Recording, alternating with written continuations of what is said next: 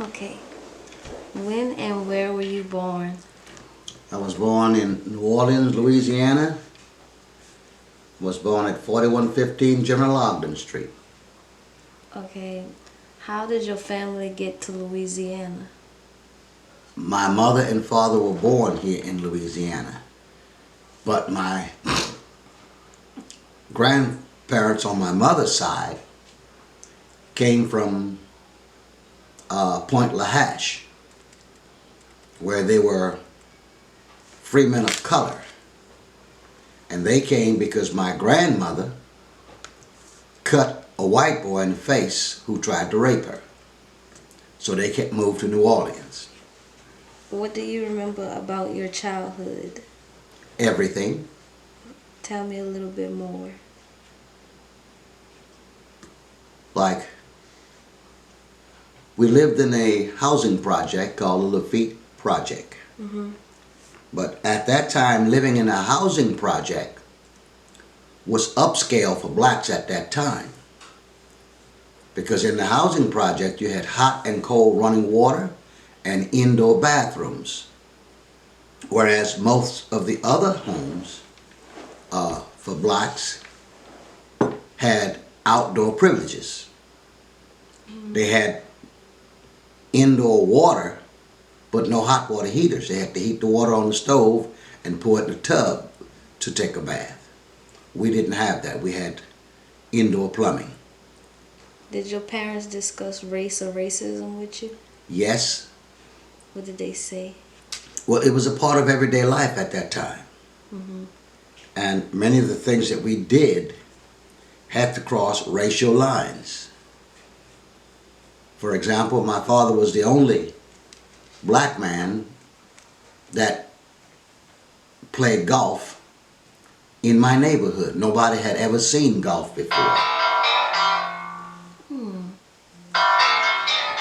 Just press the side button. Right here. There you go. Yeah.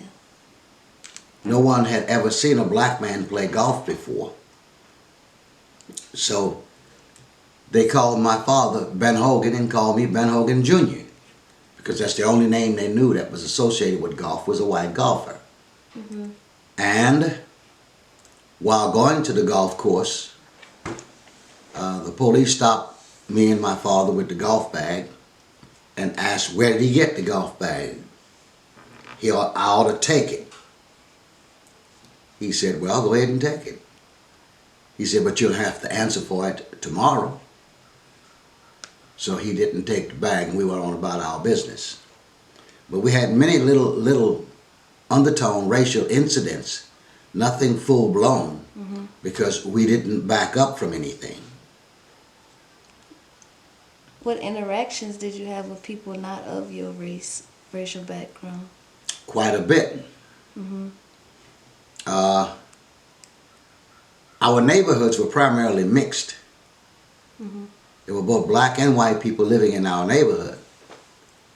And they interact with us, let's say from childhood up until the girls begin to reach 12, 13 years of age. Then their parents forbid them from playing or interacting with us. Mm-hmm. What do you remember about the Montgomery bus boycott? In 1961,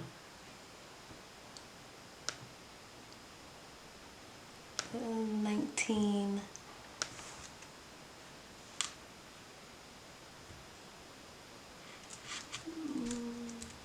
Let me make sure I got the right date. 1955. 55. 1955. Rosa Parks? Yes. Okay. At that time I was in college. And we had protest marches at the time I was in college. But our protest marches were limited because the university did not let us leave the campus with our marches. Mm-hmm. And where were you when all this occurred? I was in college. What college did you attend? Dillard University. Okay. What did you study there? I studied math, physics, science. Mm-hmm. How did you feel about the Montgomery bus boycott? I felt that it was necessary because we were under the same kind of rule. What made you choose Dillard University? I chose Dillard University because I had an uncle Mm-hmm. who went to Dillard University and played on the football team. And as a high school student, I went to one of the games and saw him playing. Mm-hmm. And I was impressed by it. Well, the other part of my family wanted me to go to Xavier University. But Xavier University was a black university, but it was also a racial university, divided along the lines of color, light skin and dark skin. Mm-hmm. So I chose Dillard. Do you think HBCUs are important? Yes. Why? Okay. Yes, I think they are important because at other universities, students lose their identity as to who they are. Mm-hmm. And they try to assimilate into cultures that they are not accepted into. Mm-hmm. Who would you identify as important teachers, role models, or significant figures you encountered in college? In college and in high school, or just college? College. In college, number one was Dr. Basil Haq from Pakistan, my physics instructor, Mm-hmm. who tried to get me to move to Pakistan after I graduated in physics. The other was an English professor by the name of Gloria Mixon Mm-hmm. from Alabama. How did it prepare you for where you are now? Number one, Gloria Mixon prepared me to be able to communicate in writing rather than just in oral language. Mm-hmm. Dr. Basil Haq taught me the diversities in racial relationships in that he was from Pakistan, he was an Indian, but when showing me photographs of his family, he had black people in his family. And he explained that to me, that his grandmother, his great-grandmother, had married an African. Mm-hmm. So some of the children came out dark, some of the children came out light. But they were all one family because they were all one religion. However,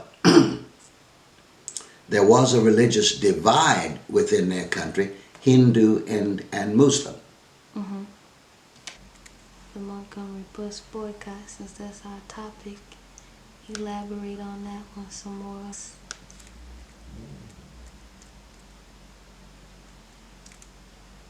As in, how did it make you feel? Did you protest? If you could protest, would you protest?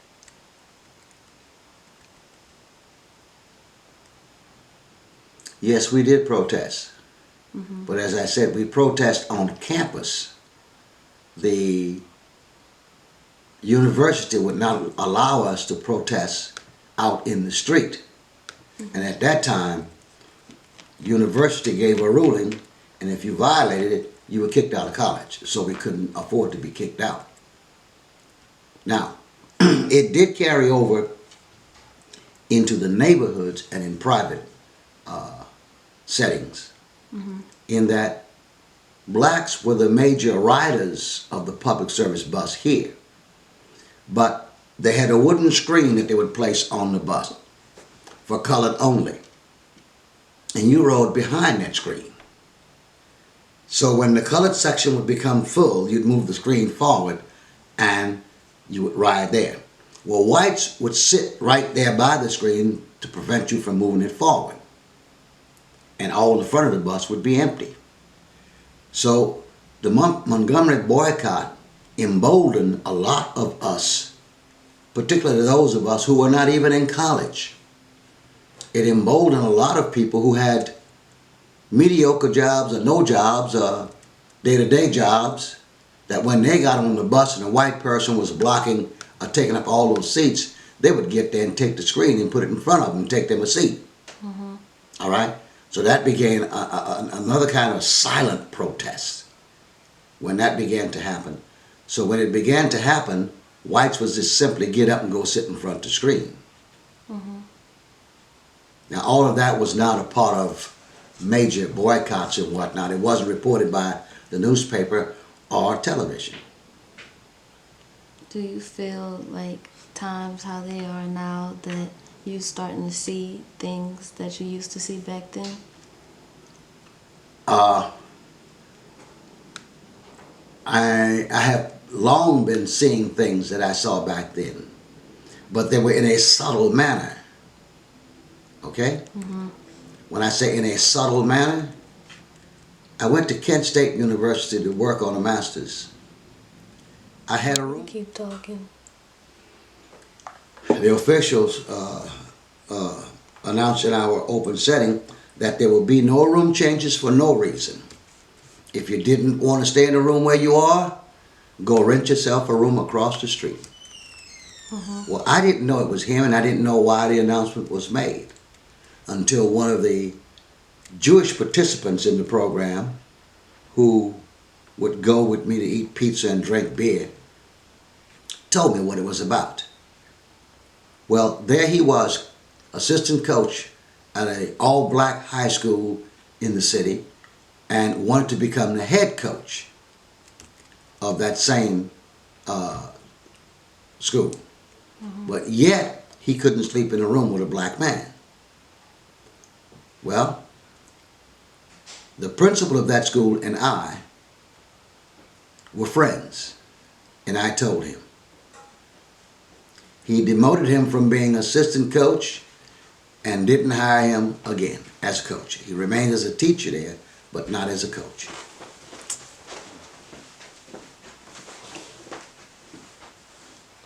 Really? What?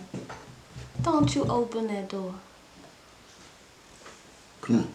Thank you. I'm gonna get out there.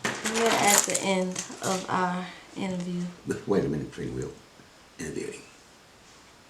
Okay. That's all. What? I could knock you upside your head. That's what my keys